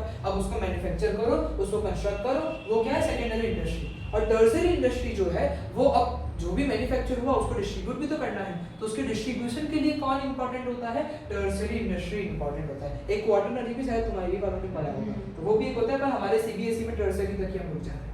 फिर कॉमर्स में ट्रेड है, तो ट्रेड का तो भाई सिंपल मतलब है गुड्स और सर्विस खरीदना और बेचना, इसी को क्या बोलते हैं? ट्रेड बोलते हैं। 2 ट्रेड है, इंटरनल एक्सटर्नल। भारत के अंदर है तो इंटरनल, बाहर चला गया तो एक्सटर्नल। और एड्स यानी ऑक्सिलरी टू ट्रेड। अब ये ट्रेड करना इतना आसान है क्या? सब कुछ मदद चाहिए होता है, तो वो है बिटवा कि पैसा भी चाहिए, इंश्योरेंस भी लगेगा, ट्रांसपोर्ट भी करना है, कम्युनिकेशन करना है, वेयर हाउसिंग भी करनी है, एडवर्टाइजिंग भी करनी है, तो बिटवा जो है वो वहां पे बैठता है। ये फ्लो चार्ट क्लियर हुआ तुम लोगों को? तो अब आगे जल्दी हो सकता है। इंडस्ट्री देखो, तो इंडस्ट्री में क्या होता है? ऐसी इकोनॉमिक एक्टिविटीज जो कि रॉ मटेरियल को यूजफुल गुड्स में कन्वर्ट करती है, इंडस्ट्री उसी को बोलते हैं। कोई भी चीज इंडस्ट्री है जो रॉ मटेरियल को फिनिश गुड में कन्वर्ट करती है, जैसे कि वो बोलते हैं ना ये क्या बोलते हैं, बॉलीवुड इंडस्ट्री बोलते हैं कि छोटे मोटे एक्टर को अच्छा एक्टर बना देते, तो इंडस्ट्री बोला जाता है। एजुकेशन को भी इंडस्ट्री बोलते हैं, रॉ मटेरियल को फिनिश गुड में कन्वर्ट कर देना। तो इंडस्ट्री ऐसी इकोनॉमिक एक्टिविटी है जो रॉ मटेरियल को फिनिश गुड में कन्वर्ट करने से कनेक्टेड है। अब सारी प्रोसेस आती है जिसमें भाई गुड्स प्रोड्यूस हो रहा है, जिसमें आपको ह्यूमन पावर, मैकेनिकल पावर चाहिए, या तो हम खुद बना रहे हैं या तो मशीनों से बना रहे हैं। हर एक एक्टिविटी रिलेटेड टू प्रोडक्शन है, प्रोसेसिंग है, और हर एक activity related to rearing and reproduction of animal है। तो इंडस्ट्री जो है basically group of firms producing similar और रिलेटेड गुड्स, इसको भी हम क्या बोलते हैं? इंडस्ट्री बोलते हैं। कि ग्रुप ऑफ फर्म जो सिमिलर गुड्स बना रहे हैं, रिलेटेड गुड्स बना रहे हैं, जो एकदम रिलेटेड है, उसको क्या बोलते हैं? इंडस्ट्री बोलते हैं। जैसे कॉटन टेक्सटाइल इंडस्ट्री, तो ये जो है सारे मैन्युफैक्चरिंग यूनिट जो है जो टेक्सटाइल गुड बनाते हैं कॉटन से, वो कॉटन टेक्सटाइल इंडस्ट्री के अंदर आता है। सेम तरीके से इलेक्ट्रॉनिक इंडस्ट्री जो है सारे फॉर्म जो इलेक्ट्रॉनिक गुड्स बनाते हैं, देखो रिलेटेड गुड्स है, तो इसको क्या बोलते हैं? इलेक्ट्रॉनिक इंडस्ट्री बोलते हैं। तो इंडस्ट्री जो है ना वो फॉर्म यूटिलिटी क्रिएट करता है। बेसिकली इंडस्ट्री जो है, industry aims at ensuring supply of goods in that form which suits the object needs and convenience of the user. Object यानी यूजर का ऑब्जेक्टिव, वो गुड्स को खरीदने का। ये ऑब्जेक्ट का क्या मतलब है? यूजर का। जैसे मैं कंज्यूमर हूँ, मैं इलेक्ट्रिकल इंडस्ट्री में गया, मैं क्यों गया? मुझे स्मार्ट बोर्ड चाहिए, इसीलिए मैं गया। तो वो जो इंडस्ट्री है वो ध्यान रखेगी कि मेरा ऑब्जेक्टिव क्या है। अब मुझे टीचिंग पर्पस के लिए चाहिए, वो मुझे टीवी देके भेज देंगे तो चलेगा क्या? नहीं, मुझे तो इसी तरीके का कुछ चीज चाहिए। तो इंडस्ट्री क्या कर रही है? वो ध्यान रख रही है कि मेरे को जैसा चीज चाहिए, मेरी जैसी रिक्वायरमेंट है, मेरे को जैसा कन्वीनियंस हो, उस हिसाब का वो मुझे क्या करके दे देगा? वो मुझे सामान दे देगा। तो इंडस्ट्री इस चीज का बहुत ज्यादा ध्यान देके रखती है। तो इंडस्ट्रियल एक्टिविटी का मेन पर्पस यही है कि वो रिसोर्सेज को इस तरीके से मोल्ड करे with the help of factor of production obviously, जिससे वो क्या कर सके? उसको इस तरीके के फॉर्म में कन्वर्ट कर दे कि वो सामने वाला यूज कर सके। इसलिए इंडस्ट्री क्रिएट फॉर्म यूटिलिटी बोलते हैं कि ऐसे फॉर्म में कन्वर्ट कर देंगे that will give me utility, that is it will give me satisfaction. तो ये इंडस्ट्री का काम होता है, क्योंकि रॉ मटेरियल को यूजफुल गुड में कन्वर्ट करना है। तो रॉ मटेरियल तो बहुत सारे, ये वायर्स, बटन, स्क्रीन, स्टैंड, अब ये सबको फिनिश गुड में कन्वर्ट किसने करके दिया? इलेक्ट्रॉनिक इंडस्ट्री ने करके दिया। तो इसलिए फॉर्म यूटिलिटी बोलते हैं कि फॉर्म यूटिलिटी क्रिएट करता है। फॉर्म यानी कि रॉ मटेरियल तो ऐसा नहीं था, उसको कन्वर्ट किया इस फॉर्म में, और उससे मुझे क्या मिला? यूटिलिटी मिला। ये जरूरी पॉइंट है, इसलिए थोड़ा इस पे टाइम देखा मैंने। इधर यूटिलिटी मतलब सैटिस्फैक्शन। हाँ, हर जगह पे यूटिलिटी मतलब सेटिस्फैक्शन है।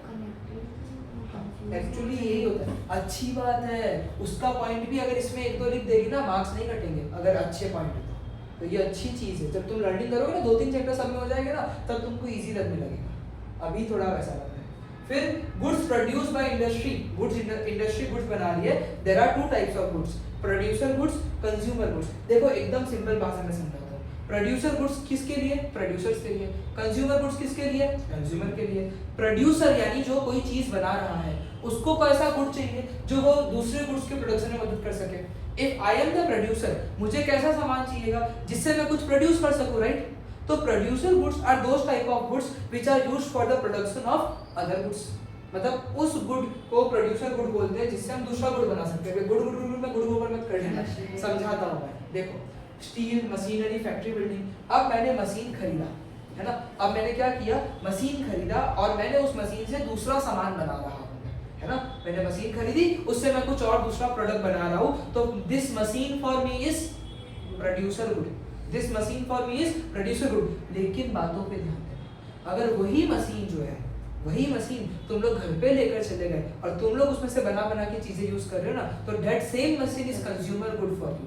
तो गुड का क्लासिफिकेशन करना कोई क्लियर कट बाउंड्री नहीं है, जैसे मोशन एंड रेस्ट का रिलेटिव बट नेवर एब्सोल्यूट, तो वैसे ही यहाँ पे एग्जांपल दे रहा हूँ, टेंशन मत कर, तो वैसे ही यहाँ पे भी किसी भी गुड को प्रोड्यूसर गुड या कंज्यूमर गुड बोलने के लिए कोई डिस्टिंक्शन नहीं है, it depends on the end use, वो यूज किस तरीके से हो रहा है। If the same good is used for manufacturing of other goods it is producer good, और अगर उसको मैं कंज्यूम कर रहा हूँ तो क्या है, कंजम्पशन गुड है। एग्जांपल देता हूँ, ये चेयर, ये बेंच, जैसे ये स्टडी टेबल था मेरा जब मैं पढ़ा करता था, फिर इसको इधर लेकर आया, ये स्टडी टेबल जब तक मेरे पास था ये पता है क्या था, कंज्यूमर गुड था, और जैसे ही मैं मेरे बिजनेस में लेकर आ गया प्रोड्यूसर गुड बन गया, बिकॉज मदद कर रहा है ना, उसके पास प्रिंटर रखा है, भले चलता नहीं है पर प्रिंटर रखा है, प्रिंट करेगा, मदद दे रहा है मुझे, तो प्रोड्यूसर गुड है। तो कंज्यूमर गुड जो होते हैं वो डायरेक्ट कंजम्पशन के लिए होते हैं, कि भाई कंज्यूमर जो है इसको डायरेक्टली कंज्यूम कर लेगा, जैसे शूज है, क्लोथ्स है, टीवी है। लेकिन प्रोड्यूसर गुड्स जो है ना, ये गुड्स जो है these are used in the production of other goods, जैसे steel machine factory building etcetera. तो इंडस्ट्रियल एक्टिविटीज जो है वो बहुत सारे तरीके की गुड बनाती है, तो इसको हमने 3 कैटेगरी में डिवाइड कर दिया, primary industry, secondary industry, tertiary industry. अब प्राइमरी इंडस्ट्री में ऐसी चीज एक्टिविटीज होती है जिसमें एक्सट्रैक्शन हो रहा है और प्रोडक्शन हो रहा है नेचुरल रिसोर्सेज का, and reproduction and development of living organism, plant etcetera. वो कैटल रियरिंग और वो सब जो होता था वो भी तो मुझे लगता है प्राइमरी के अंदर ही आएगा, कि चीजों की जो है कैटल रेयरिंग, शिप्स की रेयरिंग होती है वूल ऑब्टेन करने के लिए, तो वो क्या है, प्राइमरी एक्टिविटी है। पीसी कल्चर बोलते हैं फिश के लिए, बी कीपिंग होती है कि भाई बी का भी हम छत्ता सब मेंटेन करके रखते हैं जिससे मुझे हनी मिले, तो ये क्या है, प्राइमरी एक्टिविटी है। एक्सट्रैक्शन ऑफ रॉ मटेरियल के लिए ये सारा काम मैं कर रहा हूँ। तो इसमें भी प्राइमरी इंडस्ट्री में भी जो है ना 2 टाइप है, एक्सट्रैक्टिव इंडस्ट्री है और जेनेटिक इंडस्ट्री है। एक्सट्रैक्टिव इंडस्ट्री क्या होती है, ऐसी इंडस्ट्री जिसमें जो है नेचुरल सोर्सेज से, मतलब सॉइल, एयर, वाटर, जानवरों की बात नहीं हो रही है, सॉइल, एयर, वाटर, सरफेस के नीचे अर्थ के, ये सब से हम अगर कुछ सामान एक्सट्रैक्ट कर रहे हैं तो वो एक्सट्रैक्टिव इंजीनियरिंग या एक्सट्रैक्टिव इंडस्ट्री है। जैसे मिनरल्स एक्सट्रैक्ट करना, अर्थ से, रिवर से फिश निकालना, फिश से कुछ नहीं ले रहे, पानी से फिश ले रहे हैं, तो ये क्या है, एक्सट्रैक्टिव इंडस्ट्री है। यहाँ से क्या होता है, बेसिक रॉ मटेरियल मिल जाता है जिसको हम यूजुअली ट्रांसफॉर्म कर देते हैं दूसरे यूजफुल गुड्स में, और वो मैन्युफैक्चरिंग इंडस्ट्री करता है।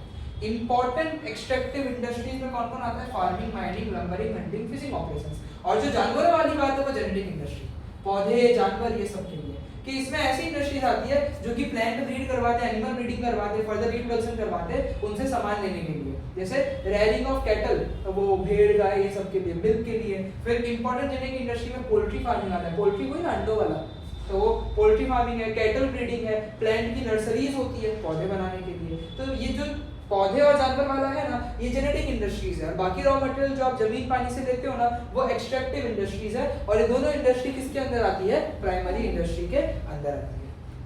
फोटो दिया। फिर सेकेंडरी इंडस्ट्री, सेकेंडरी इंडस्ट्री में क्या होता है कि भाई आपने प्राइमरी इंडस्ट्री से जो भी मटेरियल एक्सट्रैक्ट किया ना उसी का आप प्रोसेसिंग करो, आप उसी से क्या करो, मैन्युफैक्चरिंग करो और उसी मटेरियल्स को यूज करो कोई चीज बनाने के लिए। ये जो सेकेंडरी इंडस्ट्रीज होती है ना वो ऐसा मटेरियल बनाती है जो डायरेक्टली कंज्यूम हो सकता है या तो कोई दूसरे इंडस्ट्री को फर्दर प्रोसेसिंग में मदद मिलेगा।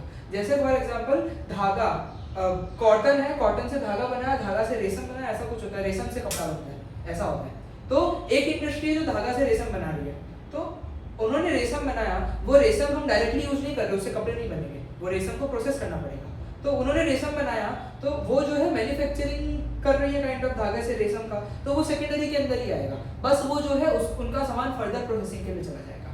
तो सेकेंडरी इंडस्ट्री बेसिकली वो होती है कि जो प्राइमरी इंडस्ट्री ने जो रॉ मटेरियल एक्सट्रैक्ट किया ना उसको मैन्युफैक्चर या फर्दर प्रोसेसिंग कर देगी, तो या तो वो उसको फिनिश गुड ही बना देगी कि भाई डायरेक्ट कंज्यूम कर लो, या तो वो किसी और इंडस्ट्री का रॉ मटेरियल बन जाएगा, किसी और इंडस्ट्री के प्रोसेसिंग में मदद मिल जाएगा। तो वो सेकेंडरी इंडस्ट्री के जो है अंदर आता है। जैसे कि शुगर केन जो है प्राइमरी इंडस्ट्री में बनता है, बट शुगर जो है वो जो शुगर केन से शुगर बनता है वो सेकेंडरी इंडस्ट्री में बनता है। अब सेकेंडरी इंडस्ट्री भी 2 तरीके की है, एक मैन्युफैक्चरिंग इंडस्ट्री है। मैन्युफैक्चरिंग इंडस्ट्री में क्या होता है, रॉ मटेरियल का सीधे फिनिश गुड बन जाता है, रॉ मटेरियल का क्या होता है, सीधे फिनिश गुड बन जाता है। और दूसरा कंस्ट्रक्शन इंडस्ट्री होती है। कंस्ट्रक्शन इंडस्ट्री जो होती है वो कंस्ट्रक्टिव एक्टिविटीज में इन्वॉल्व होती है, जैसे बिल्डिंग बनाना, डैम्स बनाना, ब्रिज बनाना, रोड्स बनाना, ये सब कंस्ट्रक्शन इंडस्ट्री के अंदर आता है। इंजीनियरिंग और आर्किटेक्चरल स्किल्स जो है वो बहुत इंपॉर्टेंट होती है ना, इसके बिना तो हो ही नहीं सकता कंस्ट्रक्शन। तो ये कंस्ट्रक्शन इंडस्ट्री के बारे में था। और मैन्युफैक्चरिंग इंडस्ट्री में क्या होता है, रॉ मटेरियल से फिनिश गुड बनता है। बेसिकली ऐसा फॉर्म बना देते हैं, ऐसी फॉर्मेटिलिटी बना देते हैं जिससे रॉ मटेरियल जो होता है वो फिनिश प्रोडक्ट में कन्वर्ट हो जाता है। अब कॉटन टेक्सटाइल इंडस्ट्री है, कॉटन को बना के क्या कर रही है, कॉटन बना रही है, कॉटन का यूज कर रही है जो कि एक्सट्रैक्टिव इंडस्ट्री ने निकाला और उससे जो है कपड़े बना देती है, तो यानी कि ये उनकी खास बात है। अब मैन्युफैक्चरिंग इंडस्ट्री भी जो है 4 तरीके की होती है, एनालिटिकल, सिंथेटिकल, प्रोसेसिंग और असेंबलिंग इंडस्ट्री। बहुत आसान है। एनालिटिकल इंडस्ट्री क्या होती है, इस इंडस्ट्री में बेसिक रॉ मटेरियल को एनालाइज करते हैं और उसको सेपरेट कर देते हैं फिनिश प्रोडक्ट में। जैसे क्रूड ऑयल का फ्रैक्शनल डिस्टिलेशन करते थे ना, तो crude oil is the basic raw material obtain. Analytical क्या करेगी, उसके अंदर के अलग अलग प्रोडक्ट को एनालाइज करेगी और उसको सेपरेट कर देगी। This industry is best when raw material contain so many things. Simple form में नहीं मिला है आपको, क्या मिलता है, सीधे पेट्रोल थोड़ी मिलता है, अपने को क्या मिलता है, क्रूड ऑयल मिलता है। तो ये जो रॉ मटेरियल है इसके अंदर बहुत सारी चीज है। तो ये एनालिटिकल इंडस्ट्री का काम है कि ये जो क्रूड ऑयल है उसको प्रोसेस करे और फिर kerosene, petrol, diesel, natural gas, ये सारी चीजें जो है एनालिटिकल इंडस्ट्री बनाती है। फिर सिंथेटिकल इंडस्ट्री क्या करती है, 2 या उससे ज्यादा रॉ मटेरियल को कंबाइन करके एक फाइनल प्रोडक्ट बनाती है। Synthetic combination reaction, synthetic reaction. Synthetic का मतलब क्या होता है, बनाना। तो सिंथेटिकल इंडस्ट्री जो होती है वो 2 या उससे ज्यादा रॉ मटेरियल लेती है, उसको कंबाइन कर देती है और एक जो है फाइनल प्रोडक्ट बना देती है। जैसे अलग अलग केमिकल को मिक्स करके हम क्या करते हैं, सीमेंट बना देते हैं। फिर आता है प्रोसेसिंग इंडस्ट्री, ये जो है जो भी सामान है उसको प्रोसेस करवाएगी और फिर फाइनल गुड करेगी। जैसे शुगर इंडस्ट्री है तो शुगर केन प्रोसेस होता है, उसके बाद क्या बनता है, शुगर बनता है। पेपर के लिए बहुत प्रोसेसिंग करनी पड़ती है, फिर ये होता है। फिर असेंबलिंग इंडस्ट्री क्या करती है, अलग अलग कंपोनेंट को जमा करके क्या करती है, नया प्रोडक्ट बना लेती है। ऑटोमोबाइल इंडस्ट्री में क्या होता है, अलग अलग पार्ट होते हैं, अलग अलग पार्ट होते हैं भाई, ब्रेक्स है, हैंडल है, सीट है, अंदर कार्बोरेटर है, इंजन है, साइलेंसर है, इस सबको जोड़कर क्या करती है, गाड़ी बनाती है। तो ये असेंबलिंग इंडस्ट्री के अंदर आता है कि अलग अलग रॉ मटेरियल को जोड़कर क्या करते हैं ये लोग, एक चीज बना देते हैं टीवी इंडस्ट्री में। तो एनालिटिकल इंडस्ट्री में क्या, एनालिटिकल इंडस्ट्री में एक रॉ मटेरियल को एनालाइज करते हैं और उसके सारे जो उसके अंदर 3-4 प्रोडक्ट बने हुए होते हैं, जो 3-4 प्रोडक्ट का मिक्सचर है, उसको सबको अलग अलग कर लेते हैं प्रोसेसिंग करने के बाद। एग्जांपल क्या देगा, क्रूड ऑयल। फिर सिंथेटिक इंडस्ट्री में क्या देगा, सिंथेटिक इंडस्ट्री में 2-3 चीजों को मिला के एक फाइनल प्रोडक्ट बना देते हैं, जैसे कि सीमेंट। प्रोसेसिंग में क्या देगा, प्रोसेसिंग में पूरा प्रोसेस होता है, मतलब कि पूरा वो प्रोसेसिंग फेज से जाता है और फिर बनता है। और असेंबलिंग में ऑटोमोबाइल इंडस्ट्री। ध्यान रखना, सिंथेटिकल इंडस्ट्री, असेंबलिंग इंडस्ट्री में कंफ्यूज मत होना, क्योंकि दोनों में 2-3-4 चीजें जुड़कर एक चीज बन रही है। फर्क क्या है, synthetic industry uses raw material. Synthetic industry में रॉ मटेरियल से एक प्रोडक्ट बनता है, यहाँ पे ऑलरेडी जो प्रोडक्ट है, असेंबलिंग इंडस्ट्री में ऑलरेडी जो डिफरेंट प्रोडक्ट है उसको जोड़कर चीजें बनती है। अब जैसे गाड़ी बनानी है तो क्या मेरे को जमीन से इंजन एक्सट्रैक्ट हो रही है, क्या मेरे को जमीन से साइलेंसर एक्सट्रैक्ट हो रहा है, क्या नहीं। ऑलरेडी कुछ प्रोडक्ट है उसको जमा कर अगर आप कुछ बना रहे हो, ये फर्क बता रहा हूं मैं तुम लोग को कि ऑलरेडी कोई प्रोडक्ट है उसको जमा करके कुछ चीज बना रहे हो तो असेंबलिंग इंडस्ट्री है। लेकिन रॉ मटेरियल्स अलग अलग केमिकल जमीन से मिल रहे हैं तो उससे अगर आप कुछ बना रहे हो तो वो सिंथेटिक इंडस्ट्री है। तो ये बेसिक फर्क है, इसको थोड़ा सा समझ कर ये हुआ। फिर टर्शियरी है ना, अब सामान तो एक्सट्रैक्ट भी कर लिया, बना भी लिया, लोगों तक पहुंचाने के लिए जो काम है यानी डिस्ट्रीब्यूशन में जो मदद करते हैं वो कौन करते हैं, टर्शियरी इंडस्ट्री। ऐसी एक्टिविटीज आती है जिसमें लोगों को सपोर्ट सर्विस दी जाती है। बेसिकली एक तो डिस्ट्रीब्यूशन का काम होता है, देखो टर्शियरी के 2 काम है, पहला डिस्ट्रीब्यूशन का काम होता है, दूसरा काम होता है प्राइमरी और सेकेंडरी एक्टिविटी करने के लिए भी मदद प्रोवाइड करना। कि primary industry and secondary industry के जो काम है ना उनको भी सपोर्ट करने का काम किसका होता है, टर्शियरी का काम होता है। इसको सर्विस इंडस्ट्री बोला जाता है। टर्शियरी इंडस्ट्री कोशिश करती है कि सारे हिंड्रेंसेस और ऑब्स्टेकल रिमूव कर दे। आप जब भी प्रोडक्शन कर रहे हो, डिस्ट्रीब्यूशन कर रहे हो तो कोई भी तकलीफ ना पड़े। और इसमें जो है बीटवा, समझे, बिटवा जो है यानी बैंकिंग, इंश्योरेंस, ट्रांसपोर्टेशन, कम्युनिकेशन जो है, वेयरहाउसिंग, एडवर्टाइजिंग, ये सारे काम वो करती है। ट्रांसपोर्ट मदद करती है गुड्स को एक जगह से दूसरी जगह पहुंचाने के लिए।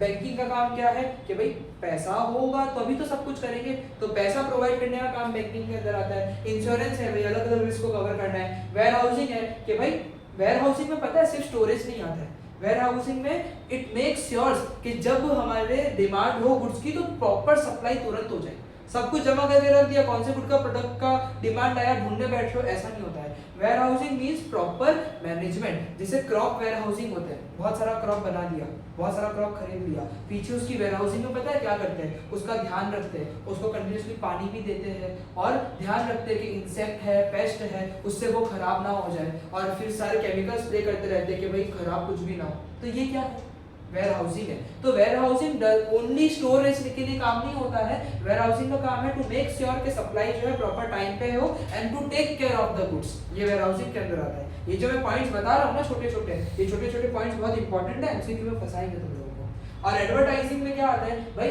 कंज्यूमर को पता तो चले प्रोडक्ट के बारे में, तो एडवर्टाइजमेंट करो आप उसके लिए। तो ये आपका पूरा टाइप ऑफ इंडस्ट्री का फ्लो चार्ट है। रोके के कर दे सर सही है कुछ नहीं।